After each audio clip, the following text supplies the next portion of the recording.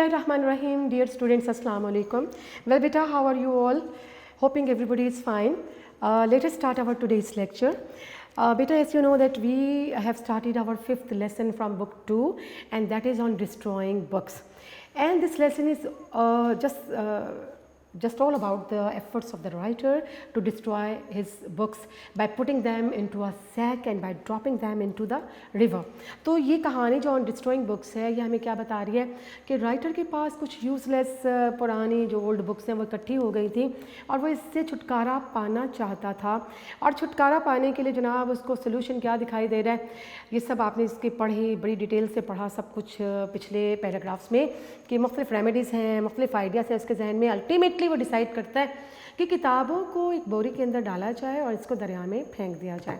तो ये जो इसकी मिडनाइट एडवेंचर है बड़ी दिलचस्प है और ये तकरीबन आपने पढ़ा कि किस तरह से सहमा हुआ वो दरिया के पुल तक किनारे तक पहुंचता है, पुल पे पहुंचता है और फिर जनाब वहाँ पर बड़े ही इस एडवेंचर को बड़े ही दिलचस्प अंदाज में पाया तक मिल तक पहुँचाता है। तो हमने कल पढ़ा था आपका सेकेंड लास्ट पैराग्राफ था और उसकी थर्ड लास्ट लाइन थी फोर्थ लास्ट लाइन थी नो वन केम। तो आज बेटे इसको यहीं से कंटिन्यू करेंगे कि नो वन केम कि ultimately he drop that sack into the water into the deep water और क्या हुआ कि ही वाज फ्राइटेंड कि somebody could seize him somebody could arrest him. उसे क्या ख़तरा था कि कोई आएगा और उसको पकड़ लेगा और उसको गिरफ्तार कर लिया जाएगा लेकिन क्या हुआ नो वन केम। तो हम यहाँ से पढ़ रहे हैं आज कि नो वन केम कोई भी ना आया। आई टर्न्ड होम मैं घर की जानिब चला गया एंड घर की जानिब मैंने रास्ता लिया and as I walked I thought a little sadly of all those books. और जब मैं घर जा रहा था तो I was bit sad regarding the fate of those innocent books. तो इन किताबों की किस्मत के हवाले से थोड़ा सा मैं अफसुर्दा भी हुआ कि वो मैंने इनके साथ क्या कर डाला कि किताबों को दरिया बुर्द कर दिया है। Falling into the cold torrent कि अब ये क्या होंगी टॉरेंट होगा wave.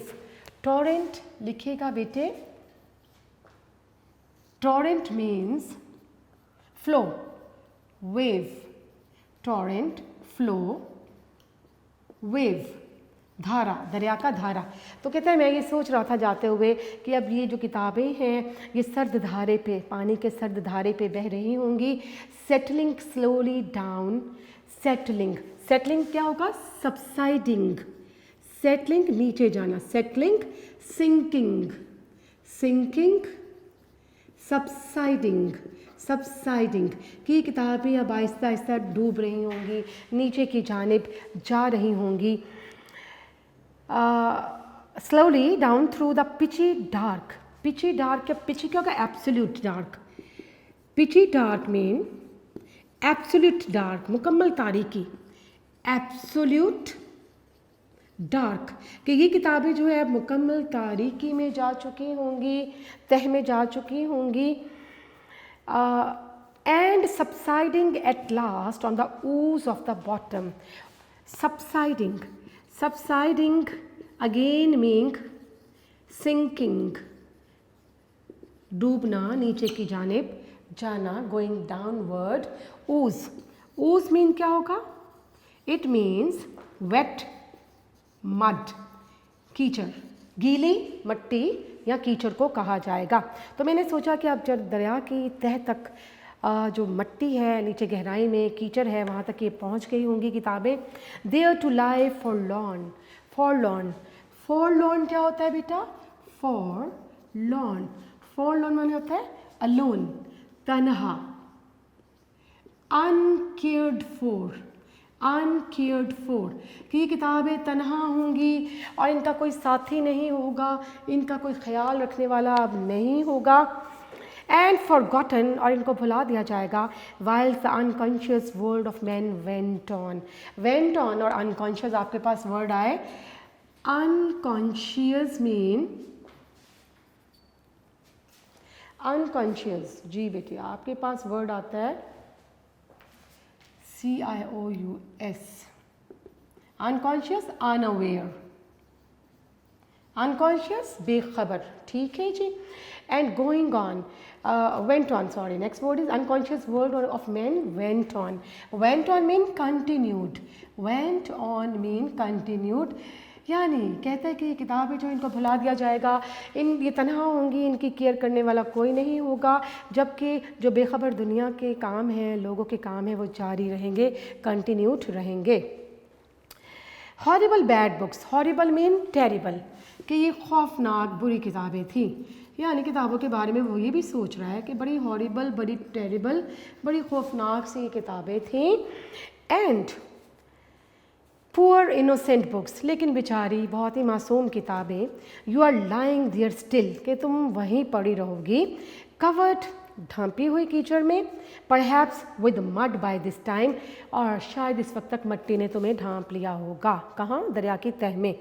With only a stray rag of you, stray, stray होगा वॉन्डरिंग, वॉन्डरिंग, आवारागर्द, बाहर निकला हुआ। Rag, rag mean piece of cloth, piece of cloth.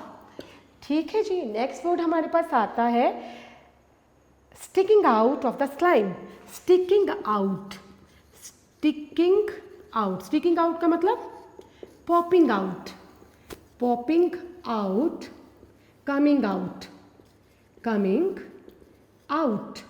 और स्लाइम क्या होगा? Slime mean mud. तो क्या कह रहा है जनाब, क्या महसूस कर रहे हैं उन किताबों के बारे में कि with only a stray rag of your sacking, sacking क्या होगा? बैग, कि तुम्हारी बोरी का जो एक आउटसाइड एक टुकड़ा होगा, वो sticking out of the slime, अब वो मट्टी में से वो एक टुकड़ा बाहर निकल आया होगा, यानी वो बोरी किताबों की जो तह में जा चुकी है, उसका एक जो बोरी का टुकड़ा है वो कहीं ना कहीं झांक रहा होगा नीचे कीचड़ में ही, मट्टी में ही। Into the opaque brown tides, opaque क्या होता है बेटे? यहाँ पर लिखते हैं opaque mean, it means unclear, गैर शफाफ, unclear, not letting light through. Opaque mean, it means not letting light through, जिसमें से रोशनी गुजर नहीं सकती। ठीक है, इसको हम कहते हैं अनक्लियर, गैर शफाफ। एक शफाफ होती है, गैर शफाफ होती है, not letting light, not letting light through, THROUGH, through, THROUGH, जिसमें से रोशनी का गुजर नहीं है। ओपेक, अनक्लियर, यानी गैर शफाफ। और क्या सोचता है कि जनाब तुम्हारी बोरी का वो जो टुकड़ा है वो झलक रहा होगा मट्टी में से, और गैर शफाफ ब्राउन टाइड्स जो हैं, भूरी लहरें हैं दरिया के, उनके संग तुम बह रही हो। और किताबें कौन सी हैं? ओड्स टू डायना, ये पोइट्री बुक्स हैं। Odes to Diana, sonnets to Ethel, के एथल की नज़में और डायना की जो नज़में हैं उसके बारे में लिखी गई। Dramas on the love of Lancelot, Lancelot के जो ड्रामास हैं उन पे लिखी गई दास्तानें, लेंसलेट के जो लव स्टोरीज़ हैं उस पर लिखी गई दास्तानें।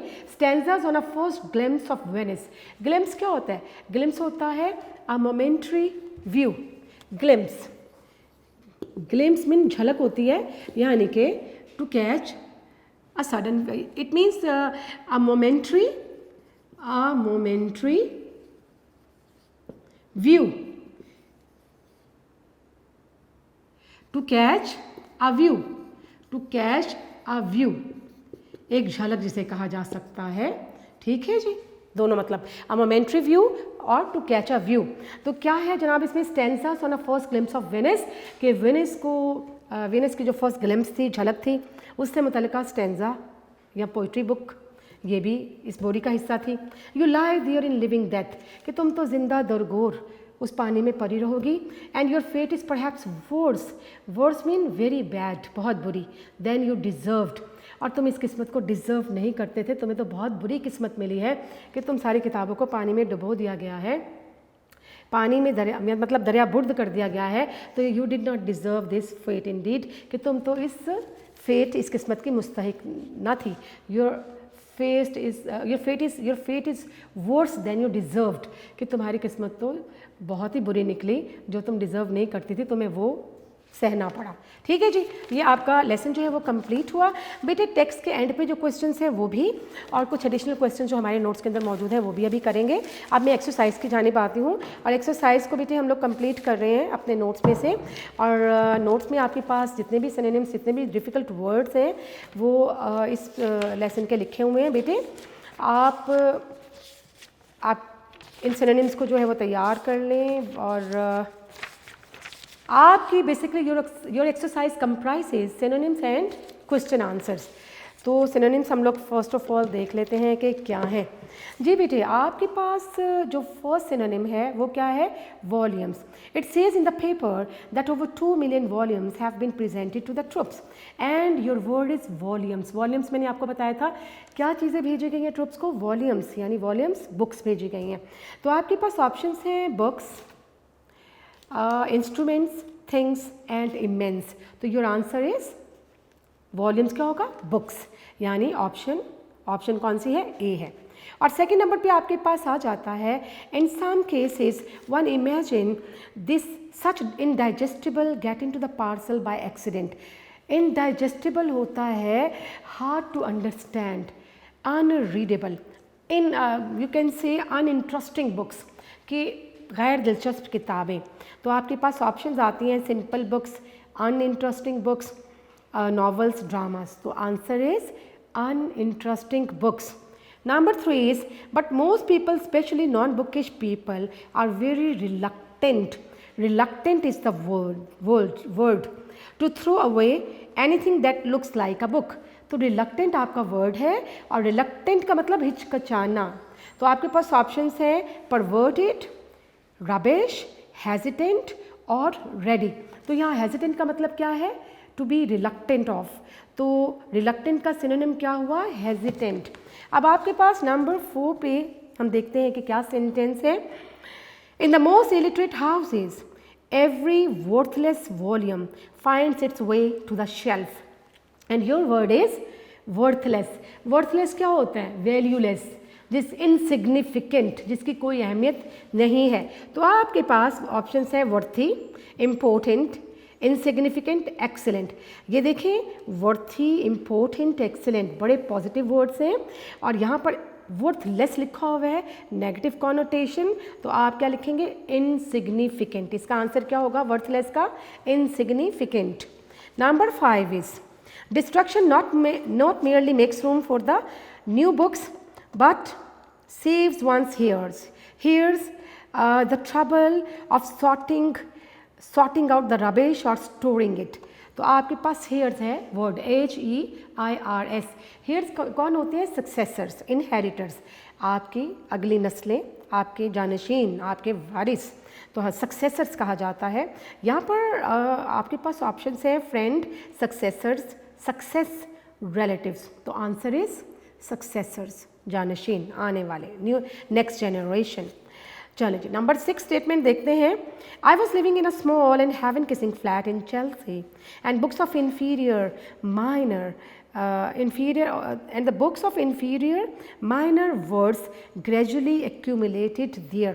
आपके पास वर्ड आता है माइनर। माइनर होता है बहुत ही मामूली, बहुत ही पेटी, बहुत ही चीप, पेटी। ठीक है, तो यहाँ पर हमारे पास मामूली किस्म की किताबें, inferior.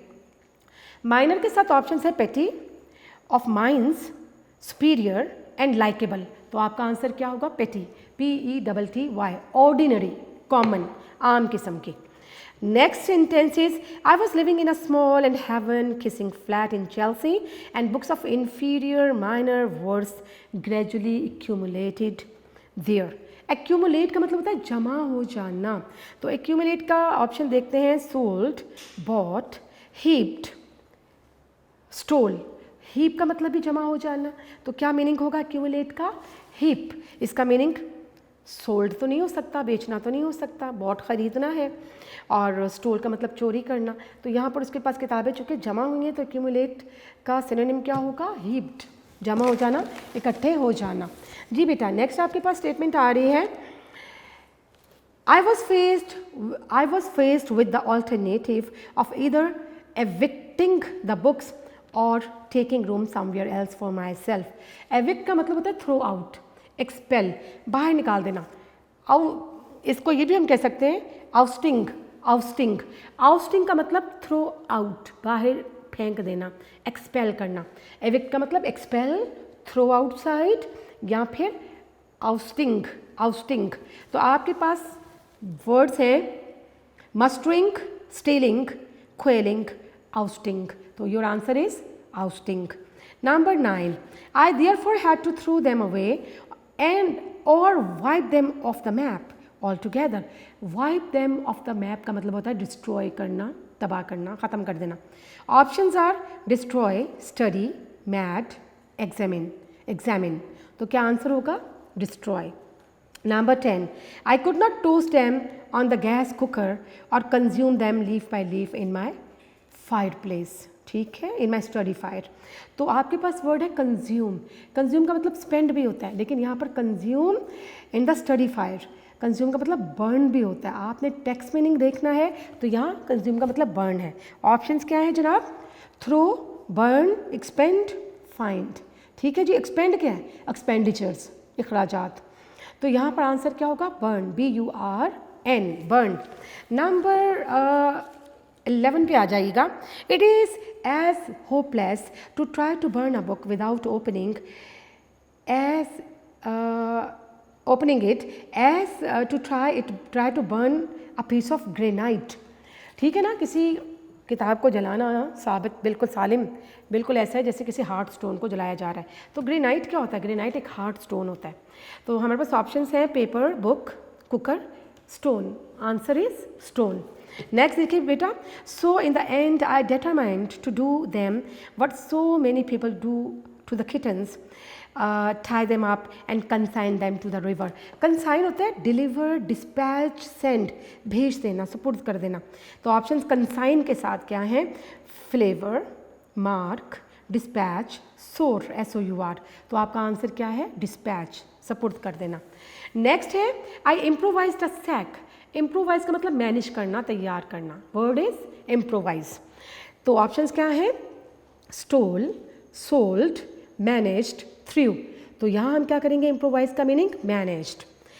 Then rang out the steps of solitary travellers. Solitary कौन होता है? तनहा, अलोन, ऑल अलोन, लोनली। तो हमारे पास ऑप्शंस हैं ग्रुप, वरिड, टायर्ड और लोनली। तो your answer is lonely. Number 15, I strode of towards the little square glow. Strode of का मतलब क्या होता है? चहलकदमी करना, पहुंचना, पेशकदमी करना। तो इसका मतलब मार्च्ड। आपके पास ऑप्शन है स्ट्रोव। स्ट्रोव का मतलब क्या होता है? स्ट्राइव की सेकंड फॉर्म है, और स्ट्राइव का मतलब to make an effort, to struggle hard, कोशिश करना।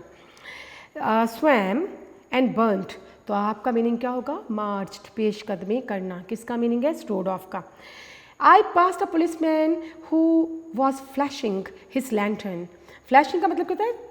रोशनी डालना, शाइनिंग। आपके पास है स्टेपिंग, शाइनिंग, डिम, सैकिंग।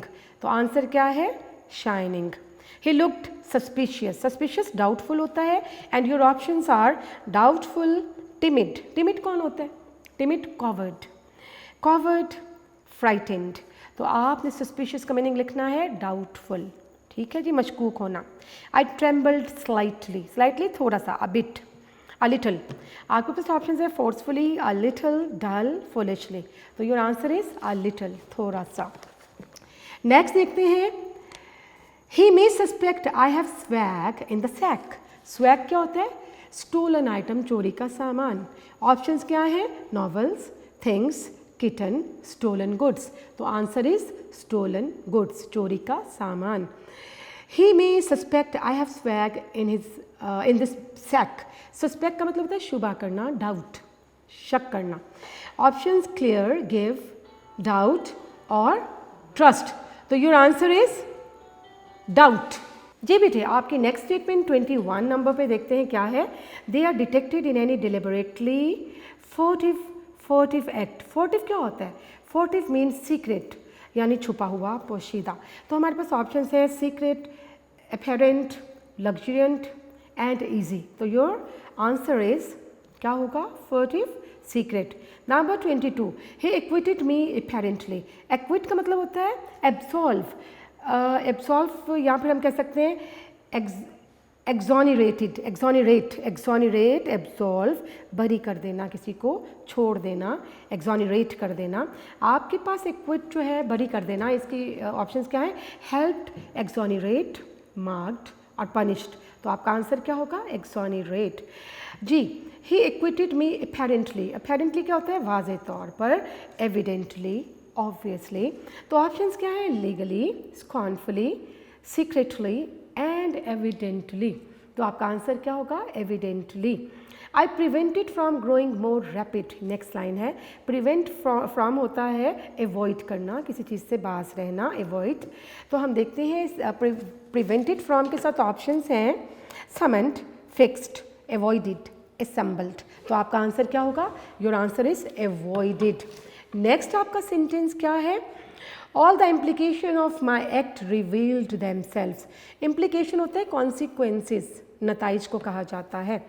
तो ऑप्शंस हैं protection, consequences, rumination and absorption. Rumination मैंने आपको बताया था, इसका मतलब क्या होता है?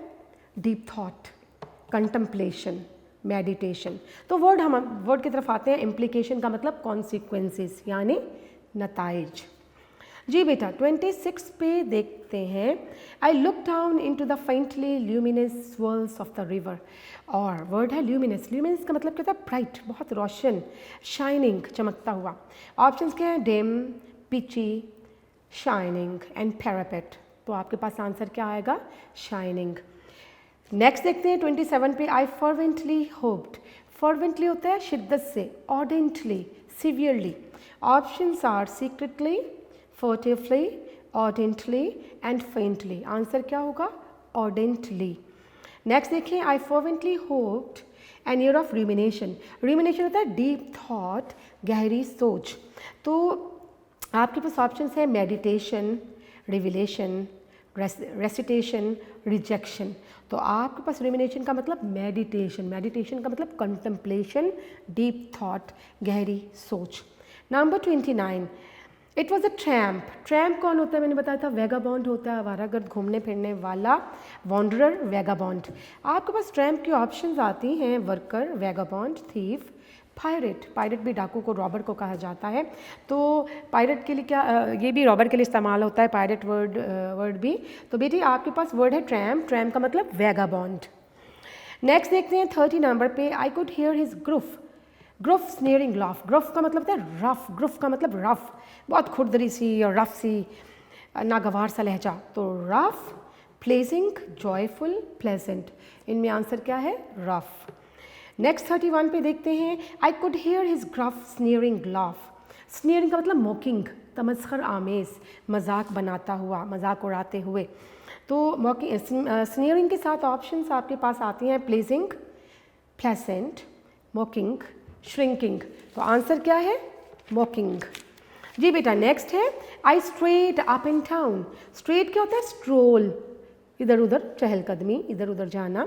तो ऑप्शंस है स्ट्रेट के साथ strolled, talked, twirled and trembled. आपका आंसर क्या है? Straight mean stroll, STROLLED। Next number 33 पे है। The writer quelled from it at the last moment. Quelled का मतलब होता है ड्रॉबैक, पीछे हटना, पीछे की जानिब हटना, क्वेल का मतलब। तो हमारे पास ऑप्शंस है ran, stepped, drew back, revealed. Answer is drew back.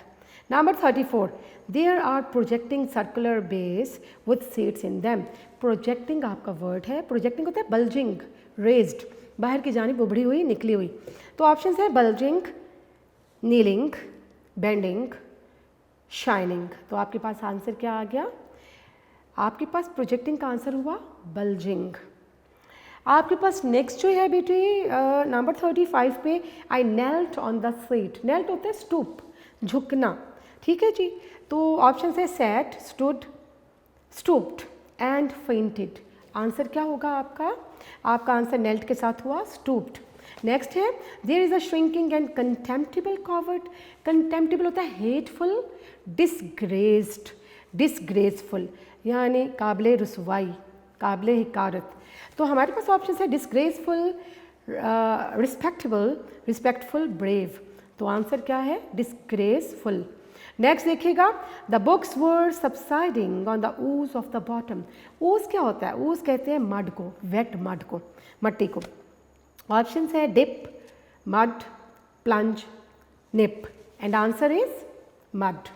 Last one, last sentence number 38, ये क्या कह रहे हैं? The books were there to lie forlorn, to lie फॉरलॉर्न।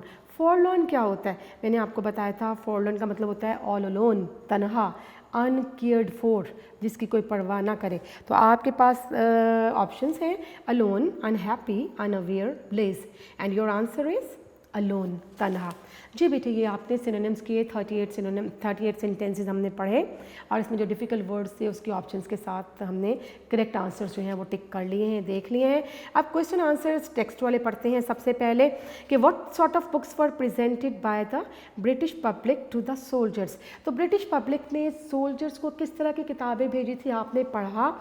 The British public sent old books, old magazines, 20 years old magazines and guides to Lake districts, and they also sent Whitaker's Almanac to the troops।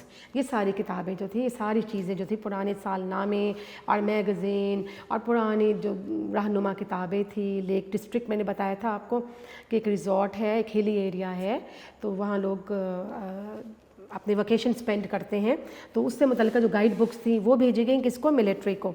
दूसरा सवाल देखते हैं, why did the people send old and odd books to the soldiers. लोगों ने ये soldiers को ये पुरानी किताबें क्यों भेजी? Actually people sent this odd and old books to the troops because they wanted to get rid of them. लोग उनसे निजात पाना चाहते थे, छुटकारा पाना चाहते थे, and that was not to support them. ये उन ट्रुप्स को सपोर्ट करने के लिए नहीं थी। The people they just wanted to get rid of them. वो खुद इनसे निजात पाना चाहते थे इन किताबों से। आगे number 3, why should bad books be destroyed. ये सारे इंपॉर्टेंट क्वेश्चन है। देखें, हर क्वेश्चन के आगे लिखा हुआ है बोर्ड, बोर्ड में ये क्वेश्चन आ चुके हैं, ईयर भी मेंशन किया हुआ है। ठीक है, ये सारे इंतहाई इंपॉर्टेंट क्वेश्चन हैं कि why should bad books be destroyed, के बैड बुक्स को डिस्ट्रॉय क्यों कर देना चाहिए, कि it is very essential to destroy the bad books because it not only makes room for the new and better books on shelves, but it saves our heirs from the trouble of sorting and storing them। कि दो फ़ायदे हमें नज़र आते हैं। एक तो ये है कि शेल्फ्स पे जगह बन जाती है नई आने वाली किताबों के लिए, फिर जो हमारी आने वाली नस्लें हैं वो इस काम से बच जाती हैं कि जी किताबों की काट छाँट की जाए और उनको स्टोर किया जाए, रखा जाए। तो हमें ख़ुद से ही पुरानी किताबों को तल्फ़ कर देना चाहिए, ज़ाया कर देना चाहिए, ताकि आने वालों को सही अच्छा मटेरियल मिल सके, लेटेस्ट मटेरियल मिल सके। Question number 4, why is it difficult to destroy books. Books को डिस्ट्रॉय करना क्यों डिफ़िकल्ट है? राइटर क्या कहता है? The writer is of the opinion that the books die hard, कि बुक्स जो है वो मरती नहीं है, बामुश्किल हम कह सकते हैं कि इनका ख़ात्मा हो सकता है। And we can not hang them, उनको फांसी भी नहीं दी जा सकती। We can not burn them leaf by leaf, और लीफ बाय लीफ करके जलाना भी मुमकिन नहीं। तो very difficult indeed to destroy books, किताबों को डिस्ट्रॉय करना बहुत ही मुश्किल है। नेक्स्ट क्वेश्चन आपका बेटी देखते हैं नंबर 5 पे, Y could not the author burn the unwanted books. Y could not the author burn the unwanted books. Unwanted books को ऑथर बर्न क्यों नहीं कर सका था?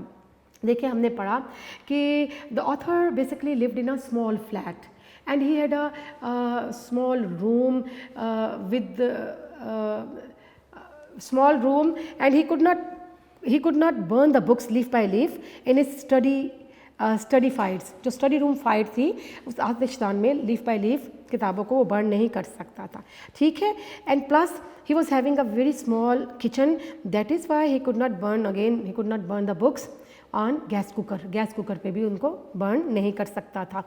Question number 6 is, how did Squire decide to get rid of unwanted book. किस तरह से, how did he decide to get rid of unwanted books. किस तरह से उसने फैसला किया कि इन किताबों से निजात पाएगा? He decided to put all those useless books into a sack and drop them into the river. उसने डिसाइड किया कि बोरी में डाला जाए इन किताबों को और दरिया बुर्द कर दिया जाए, दरिया में डबो दिया जाए। ठीक है जी। Number 7, describe the author's midnight adventure of throwing the books into the river, कि उसकी जो आधी रात की एडवेंचर थी वो आपने बयान करनी है कि वो किस तरह से निकला है। ठीक है ना, तो आपने उसको बयान करना है कि he put the sack of the books on his shoulders and went down the street and he was really fearful क्यों था वो?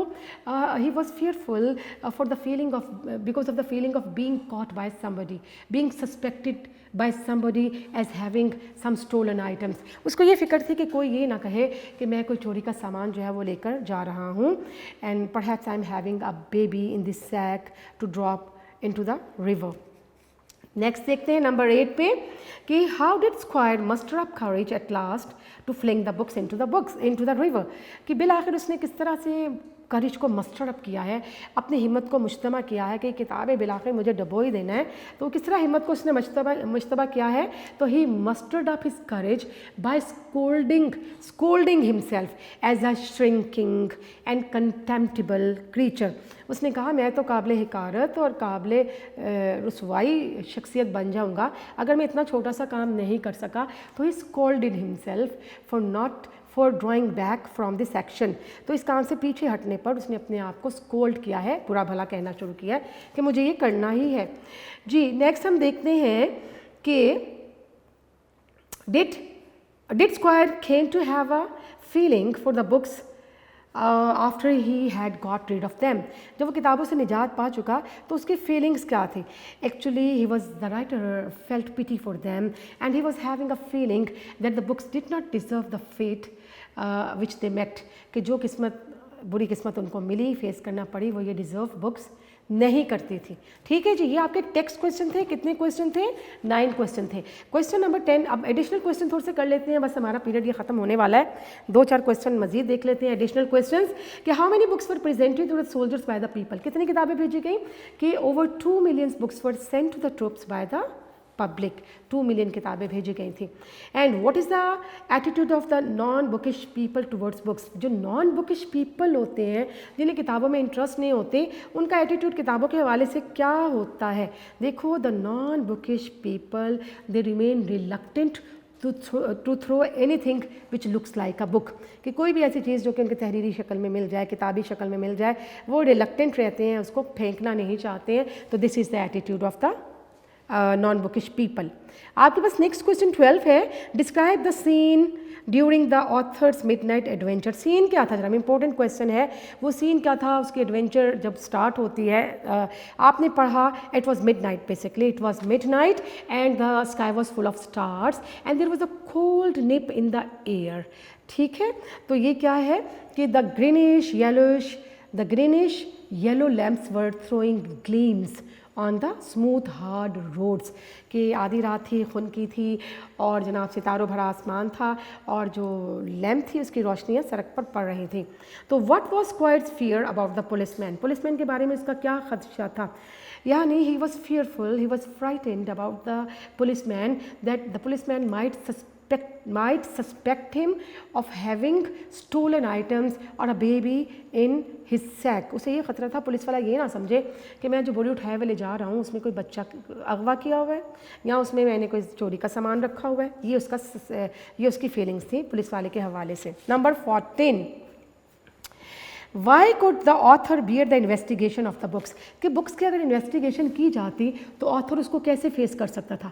The author could bear the investigation because he knew that he is not going to be hanged for having the old books in his sack. उसे पता था कि अगर मेरी investigation की गई, बोरी खोली गई, तो कोई मुझे फांसी पे नहीं चढ़ा देगा महज किताबें ले जाने पर कि पुराने एडिशन में बोरी में भरकर कहीं लेकर जा रहा हूँ जी। Why did the author feel a slight unease और डिस्कम्फर्ट में वो बेचैनी उसने क्यों महसूस की है? He felt a slight unease because of the feeling that people might suspect him having stolen items in his sack. उसे क्या फीलिंग्स थी? उसे ये फीलिंग थी कि थोड़ा सा वो डिस्कम्फर्ट में था, अनईज़ी था कि लोग ये ना समझे कि बोरी में मैं कोई स्टोलन आइटम लेकर जा रहा हूँ। What idea made the writer frightened when he thought of the splash. तो जब क्या आइडिया उसके जहन में आया जब उसने सोचा कि पानी में बोरी फेंकूंगा तो स्प्लैश होगा, छींटे उड़ेंगे। यानी the writer got frightened at the thought that the splash would attract the people. उसे ये फीलिंग थी कि this splash would attract the people and the people could seize him और अरेस्ट हिम, कि लोग कहीं छींटों की आवाज़ सुन के आ ना जाएं और मुझे पकड़ ना लें। उसको खदशा क्या था? The people could attract towards this sound of falling something into the water and they could seize him, कि लोग उसको पकड़ ना लें। जी नंबर 17 में एक और बस क्वेश्चन करना है कि what suspicion could a splash raise among the listeners। वो स्प्लैश लोगों में क्या शक पैदा कर सकता था? वो स्प्लैश जो है पानी में उड़ने वाले छींटे, the splash could raise a suspicion into the minds of the people that perhaps the writer has thrown a baby into that sack, कि लोगों में ये शक पैदा हो सकता था कि बोरी में कोई बच्चा तो नहीं फेंका राइटर ने। ठीक है जी बेटे, अब आपका क्वेश्चन नंबर 18, 19, 20 एंड 21, हमारे पास टाइम अब ख़त्म हो चुका है, 4 क्वेश्चन रह गए इंशाल्लाह। नेक्स्ट जो आपका पीरियड होगा उसमें जो लेक्चर होगा सबसे पहले हम इन क्वेश्चंस को कंप्लीट करेंगे और फिर उसके बाद जो है नेक्स्ट असाइनमेंट करेंगे। ये 5 आपके चैप्टर जो हैं वो हमें करना थे मॉडर्न प्रोज से, जो आपके कंप्लीट हुए। तो बेटा अपना बहुत ज़्यादा ख्याल रखिएगा, अपनी बहुत केयर कीजिएगा। Thank you very much, take care and stay blessed.